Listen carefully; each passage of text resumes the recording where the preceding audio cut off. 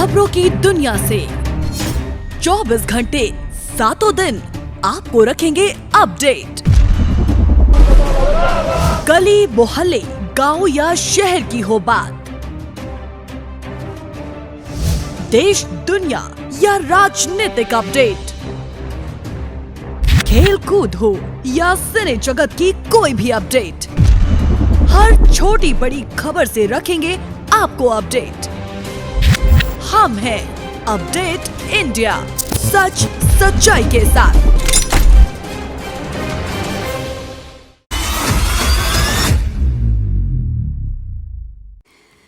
इस वक्त की बड़ी खबर देवरिया से आ रही, जहां श्रीरामपुर थाना के क्षेत्र के गोबरही गांव के गौमाता टोला में चली गोली। एक व्यक्ति को बाह में लगी गोली। पुराने रंजिश को लेकर मारी गई गोली। मिली जानकारी के मुताबिक पुराने रंजिश को लेकर गांव के रोड के कार्य के दौरान हुआ विवाद। गांव में पूर्व प्रधान की छत से चली गोली, जिसमें पुलिस ने 2 को लिया हिरासत में। आगे की कार्रवाई में जुटी पुलिस।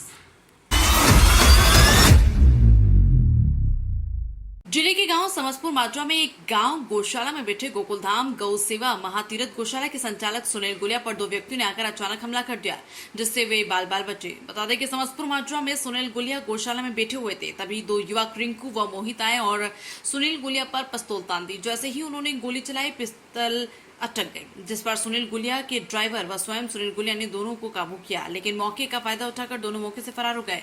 वह अपना हथियार वहीं छोड़ गए। इससे गौरक्षक सुनील गुलिया ने सभी गौ सेवकों को बताया। आनंद फानन में हरियाणा प्रदेश के सभी मुख्य गौरक्षक व गौ सेवक लोगों सचिवालय झज्जर में पहुंचे और बदमाशों को गिरफ्तार करने की पुरजोर मांग की।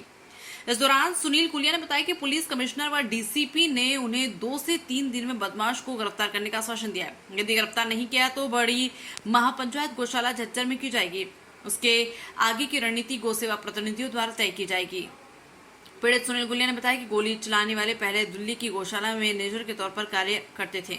उन्होंने कहा कि लगातार काम कर रहे थे, लेकिन उनके काम से गौ भक्त खुश नहीं थे, जिसकी वजह से उन्हें कुछ दिन पहले हटा दिया गया था। उससे नाराज मोहित ने सुनील गुलिया को जान से मारने की धमकी दी थी और कल मौका लगते ही उसे पर जानलेवा हमला कर दिया।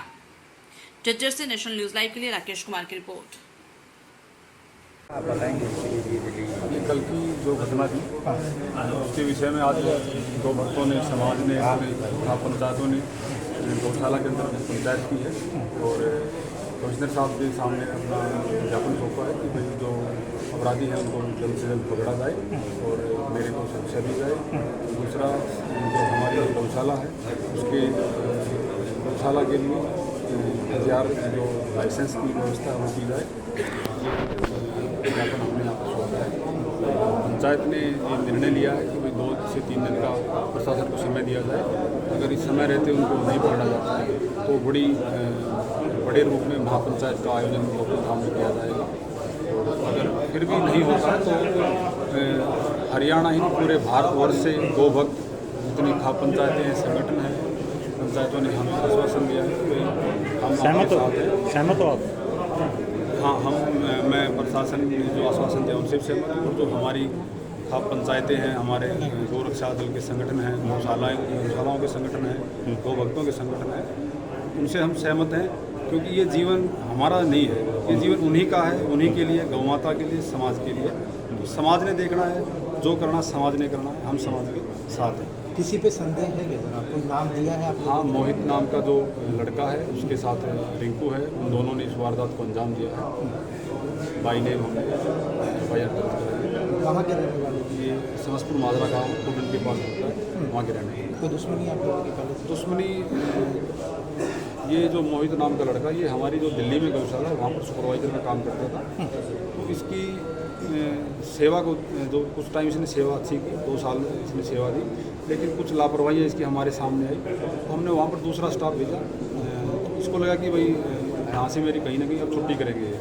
तो इसने मेरे ड्राइवर को कॉल करके, नशा करके और कॉल करके उसको धमकी दी कि भाई मैं सुनील भाई साहब को गोली मारूंगा और मैंने पहले भी क्रिमिनल मेरे पर केस हैं, मैं पहले भी बदमाशी के नामी बदमाश रहा हूँ और मुझे दोबारा फिर से नाम कमाना है। मैं भाई साहब को सरेआम गोली मारूंगा, चौड़े में गोली मारूंगा, बोल कर गोली मारूंगा। तो हमने इनके परिवार वाला को बताया, रात की घटना थी, भाई हम सुबह FIR कराएंगे। तो इनके घर वालों ने आकर माफ़ी मांगी, इसने पैर पकड़े हमारे कि मेरे से गलती हुई। हमने भी कहीं ना कहीं अभी कोई नहीं, प्रशासन भी वहाँ भी जाने के बाद राजीनामा होना है। समाज का काम, हम धार्मिक आदमी, सामाजिक आदमी, हमें सेवा कार्य करना, हमें कोई किसी से कोई गिला शिकवा नहीं है। हमने इग्नोर कर दिया, माफ़ कर दिया। लेकिन उसके बाद अब दिसंबर की घटना थी, अभी 1 हफ्ते पहले फोन आया इसका कि मैंने तो गलती कर दी कि गौशाला से मैं बाहर आ गया, गौशाला छोड़ के, गौशाला दे दे मुझे। मैंने बोला जा ले भाई। बोला ऐसे नहीं, मेरे नाम का। वाह भाई, ऐसे ऐसे तेरे नाम का आ गया, बहुत अच्छा भाई, बहुत अच्छी सेवा तनत करी। वहाँ जिस लायक तू था, तेरे को सेवा दे रखी थी, अगर ऐसा तू लायक होता तो सेवा को रूटीन से करता, हम तेरे को क्यों वहाँ से गोली मारने में उठे क्या खुद थे वो मोहित? बिल्कुल, मैं वहाँ पर बैठा था और मोहित सामने आया मेरे, और मेरी नज़र मोहित की तरफ थी, ध्यान था, सचेत था। मुझे अंदाज़ा था कि कुछ घटना हो सकती है।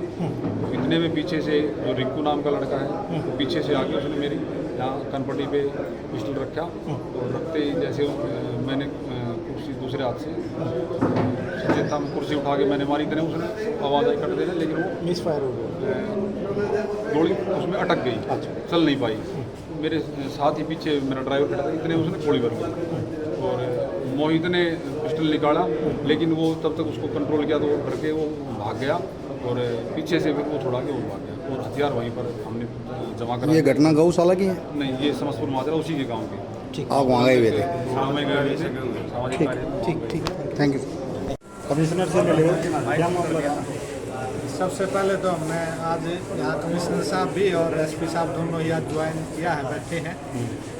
जब जिले की तरफ से हमने स्वागत भी किया, उनका धन्यवाद भी किया। लेकिन उन्होंने ये कहा कि बोले कि पहले ही बैठते ही ये समस्या आई है, तो बोले हम आपके साथ खड़े हैं। और जो मांग पंचायत ने लिख करके दी थी, उसमें यह था कि एक तो इनका संस्था के लाइसेंस बनने चाहिए, ताकि 7-8 संस्थाएं हैं, उनमें 2-3 लाइसेंस होने चाहिए। वो संस्था के लाइसेंस बन जाएंगे, ऐसा उनको आश्वासन दिया। दूसरा जो सिक्योरिटी की बात थी, तो इनको जब तक उचित व्यवस्था, लाइसेंस और सब नहीं होती, तब तक इनके साथ सिक्योरिटी रहेगी। तीसरा जो मांग रखी है वो ये रखी है कि जो गोली चलाने वाले लोग थे वो अभी तक गिरफ्तार नहीं हुए, तो लोकेशन आदि और बताएगी उनकी। तो यहाँ कमिश्नर साहब ने कहा कि भाई तुरंत ही टीम बना करके अभी उसको गिरफ्तार कर दे। आप लोगों ने क्या रणनीति बनाई है? आप डिसीजन? हम लोगों ने तो रणनीति बनाई है, यदि कार्रवाई नहीं होती है, वो गिरफ्तार नहीं होते हैं, तो 2-3 दिन का समय मांगा है। उसके बाद हम महापंचायत करेंगे, और उस महापंचायत का उद्देश्य इनकी सुरक्षा नहीं, जो भी गोभक्त है, समाज की सेवा कर रहा है, राष्ट्र भगत है, तो उनकी सुरक्षा की जिम्मेदारी प्रशासन ले। तो उस महापंचायत में हम ये सारी चीज़ें। कमिश्नर के आश्वासन से संतुष्ट है? हाँ, अभी उन्होंने आश्वासन दिया तो हम उससे संतुष्ट है। वो 2-3 दिन का समय मांग रहे, तो उसको कार्रवाई करेंगे। तो 2-3 दिन के बाद क्या डिसीजन रहेगा? 2-3 दिन के बाद आज पंचायत ने डिसीजन लिया।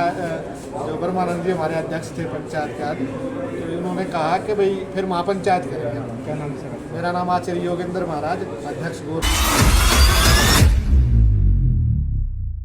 एसपी उपासना के दिशा निर्देशन में चलाई जा रही एक स्पेशल मुहिम के तहत साइबर सेल कैथल पुलिस द्वारा 12 व्यक्तियों के गुमशुदा महंगे मोबाइल फोन ट्रेस आउट करके बरामद कर लिए गए, जिन्हें शुक्रवार की सुबह डीएसपी हेडक्वार्टर उम्मेद सिंह द्वारा कार्यालय में उनके मालिकों के सुपुर्द कर दिया गया। बरामद किए गए सभी 12 मोबाइल फोन करीब 2 लाख रुपए से ज्यादा मूल्य के आके गए हैं। अपने गुम हो चुके मोबाइल फोन के मिलने की उम्मीद गंवा चुके उक्त लोगों की प्रसन्नता देखते ही बनती थी, जो कैथल पुलिस का धन्यवाद करते थक नहीं रहे थे। पुलिस प्रवक्ता ने बताया कि एसपी उपासना के आदेश की अनुपालना करते हुए cyber cell incharge ASI Satbir Singh की अगुवाई में साइबर सेल द्वारा गुमशुदा मोबाइल फोन के मामलों की जांच करने के दौरान हरियाणा में विभिन्न अलग अलग स्थानों से उन व्यक्तियों को ट्रेस किया गया जो गुमशुदा फोन को लावारिस हालत में मिलने के उपरांत यूज कर रहे थे, जिनके कब्जे से नियमानुसार कार्रवाई अंतर्गत पुलिस द्वारा 12 मोबाइल फोन जब्त कर लिए गए थे। डीएसपी उम्मेद सिंह ने कहा कि किसी व्यक्ति के फोन गुम होने की शिकायत मिलने पर पुलिस द्वारा गुमशुदा फोन को ढूंढने का हर संभव प्रयास किया जाता है। हाँ जी सर, आज फ़ोन बांटी है, इसके बारे में क्या कहोगे? पुलिस को कंप्लेंट मिलती है भाई किसी का मेरा फ़ोन गुम हो गया या कहीं पर गिर गया है, तो इस कंप्लेंट के पुलिस इस कंप्लेंट के संबंध में कंप्लेंट को दर्ज कर लेती है, और दर्ज होने के उपरांत ये साइबर सेल में लगाए जाते हैं। और साइबर सेल की मदद से आज हमने 12 लोगों के फ़ोन ट्रेस किए हैं, और उनको करीब उनकी कीमत 2 लाख के करीब कीमत है, और उनको वापस दे दी है। कैथल हरियाणा से रवि ज्येष्ठ की रिपोर्ट। गांधी आदि शांति प्रतिष्ठान नई दिल्ली में पत्रकारों से चर्चा के दौरान मध्य प्रदेश में गुरुदेव के नाम से प्रसिद्ध लेखक व विचारक तथा राजनीतिक रणनीतिकार भास्कर राव रोकड़े ने कहा कि 1918 में कमलनाथ के प्रदेश कांग्रेस अध्यक्ष बनते ही दिग्विजय सिंह ने उनके कार्यालय तथा कांग्रेस प्रदेश कार्यालय में अपने करीबियों को नियुक्त करना शुरू कर दिया। अपने विश्वास पात्रों को कमलनाथ का करीबी बनाकर उनसे मनमाफिक काम लेने लगे। सरकार बनने के बाद तो वे सहयोग करने के बहाने अनावश्यक हस्ताक्षर करने लगे। इसके कारण कमलनाथ की लोकप्रियता का पर असर पड़ने लगा। गुरुदेव ने कई आरोप लगाते हुए कहा कि कांग्रेस पार्टी मध्य प्रदेश में अपने कैंडिडेट को लेकर हारी, क्योंकि जो दिग्विजय सिंह के संपर्क में थे वो सारे कैंडिडेट हारे हैं और हारने का सबसे बड़ा कारण दिग्विजय सिंह है। दिल्ली से महेश शर्मा की रिपोर्ट। उन्होंने छिंदवाड़ा मॉडल के नाम से जो वातावरण बना था तो उसका विरोध किया था, और अभी जो हमने सम्यक अभियान शुरू किया शिक्षित बेरोजगार युवाओं के लिए भाई, जिसमें युवा जुड़ रहे थे, हजारों लाखों की संख्या में जुड़ रहे थे, उस अभियान को रोकने का उन्होंने प्रयास किया। ओबीसी के मुद्दे को रोकने का प्रयास किया, ईबीसी के मुद्दे को रोकने का प्रयास किया, और जो किसानों को नौ क्रांति से जोड़ने का मुद्दा था उसका विरोध किया। और सबसे बड़ा मुद्दा तो ये कारण था कि राजघरानों का विरोध था हमारे पास में। ये राजा महाराजा जो है ये किले और महलों में रह रहे हैं, ये किले महले सरकारी है भाई, इनके नहीं होना चाहिए। सवाल ये है कि 2022 में आप कह रहे हैं कि सम्यक अभियान की शुरुआत हुई, इन 2 सालों में 2 वर्ष ही हुए हैं, और इन 2 सालों में दिग्विजय सिंह जैसे बड़े नेता पर आरोप लगाना क्या सही है?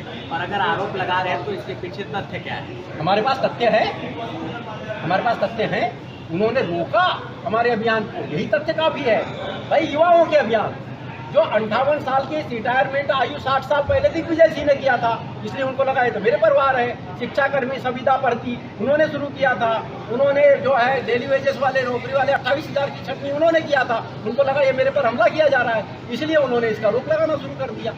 भाई प्रदेश में हारने की वजह क्या मानते हैं, क्या लगता है? दिग्विजय सिंह की घेराबंदी, अनावश्यक गलत तरीके से बोला गया सर्वे की बात, वो सर्वे कमलनाथ का सर्वे बोला जा रहा था, कल सर्वे का काम पूरा करने वाला आदमी दिग्विजय सिंह का था। दिग्विजय सिंह ने अपने लोगों को कमलनाथ के आसपास जमा दिया और कमलनाथ उनके लिए टिकट मांगने लगे।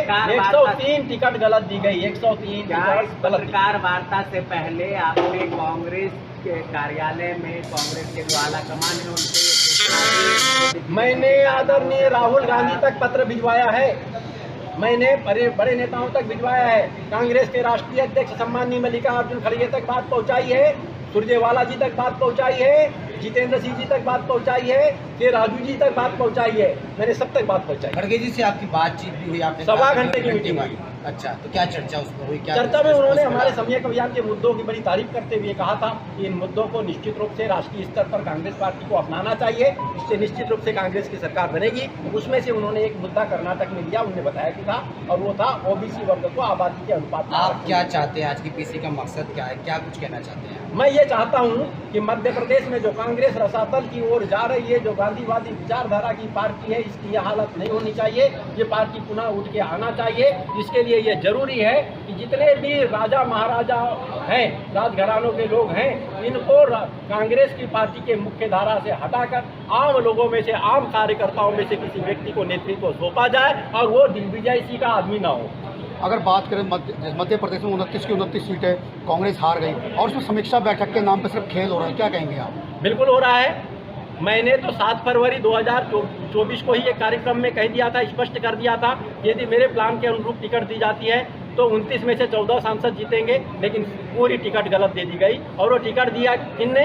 दिग्विजय सिंह के कहने पर उन टिकटों को फाइनल करवाने वाले भंवर जितेंद्र सिंह हैं। अगर बात करें मध्य प्रदेश में जो विधानसभा चुनाव हुए थे, तो विधानसभा चुनाव से पहले एक हवा उड़ी थी कि मध्य प्रदेश कांग्रेस जीत रही है, और उसके बावजूद ही करारी हार हुई और बहुत बुरी तरह हार हुई, क्या कहेंगे साहब? 230 में से 103 टिकट जो चुनाव जीतने वाले थे उन लोगों की काट दी गई, गलत टिकट दे दी गई। एकमात्र कारण यही है और कोई नहीं। ठीक है, मतलब ये निमरी में एक हादसा हो गया, जहां घर के बाहर खेलते हुए एक 2.5 साल का बच्चा अचानक लापता हो गया। रात भर परिजनों ने उसकी तलाश की, लेकिन वो नहीं मिला। सुबह वो घर के नजदीक ही नाले में पड़ा मिला। उस वक्त उसकी सांसें चल रही थी। आनन फानन में उसे सिविल अस्पताल ले जाया गया, जहां कुछ देर बाद उसकी मौत हो गई। बच्चे के शव का पंचनामा भरवा कर शवगृह में रखवा दिया गया। पुलिस आगामी कार्रवाई कर रही। चांदनी बाग थाना पुलिस को महिला नीरज ने बताया कि वो मूल रूप से यूपी के कासगंज जिले के गाँव नगला काइया की रहने वाली है। हाल ही में अपने पति अजब सिंह और 3 बच्चों के साथ पानीपत के गाँव निम्बिर में रहती है। की है। गुरुवार शाम वो खाना बना रही थी कि उसके तीनों बच्चे घर के बाहर खेल रहे थे। खेलते खेलते 2 बच्चे घर में आ गए, लेकिन उसका तीसरा बेटा अनुज 2 साल 4 माह भीतर नहीं आया। वो बाहर ही खेलता रहा। काफी देर तक वो अंदर नहीं आया तो उसे बाहर जाकर देखा, जिस दौरान वो बाहर नहीं मिला। इसके बाद उसकी तलाश शुरू की गई। हाँ जी, बताइए कैसे क्या हुआ है? सर, ये नीवरी गांव में हम रहते हैं। वहाँ पे ये बच्चा का कहते गिर गया, ये पता नहीं गुम हो गया था रात को 7-7:30 बजे। मैंने पुलिस 100 नंबर भी बुलाई, फिर एक बार 100 नंबर बुला के फिर ढूंढा भी 4 घंटे रात के 2 बजे लो नहीं मिला। पुलिस भी किया, पुलिस केस कर दिया, फिर पुलिस भी आई 2-3 गाड़ी, किसी को मिला नहीं। ये नहीं पता चला ये कोई ले गया, ये कि नाले में गिर गया। ये नाले में थोड़ी छोटी सी नाला था, उसमें गिर गया। ये भाई फिर सुबह 7 बजे मिला। कैसे पता चला आप लोगों को नाली में पड़ा है? ऐसे पता चला, ये हाथ निकल आया इसका ऊपर। रात तो वो ही नाला देखा खगोर के, ना रात नहीं मिला, सुबह मिला ये जब ऊपर आ गया था वो।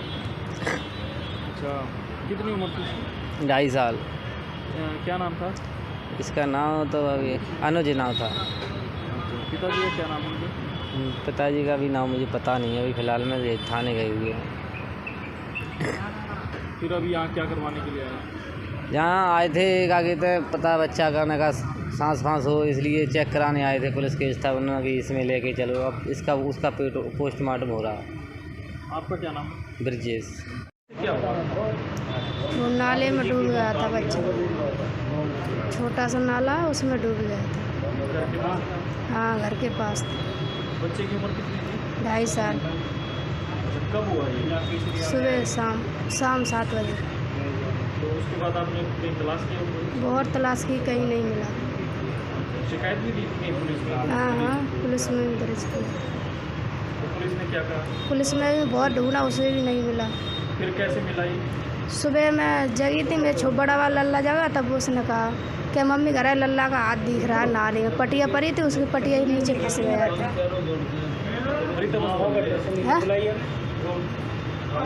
मर चुका था। हम जब जहाँ को लाए तो जिंदा था, फिर जहाँ रास्ता में ख़त्म हो गया। अच्छा, वहाँ पे जिंदा था सुबह तक। हाँ, तो रास्ते में ही मौत हो गई। हाँ, रास्ते में मौत हो गई। क्या लगता है, अपने आप वो नाली में गिरा या कैसे, क्या लगता है आपको? अपने आप से ही गिरा होगा, और कौन डालता? क्या नाम था बच्चे का? अनुज। अनुज। हाँ। आपका क्या नाम है? नीरज।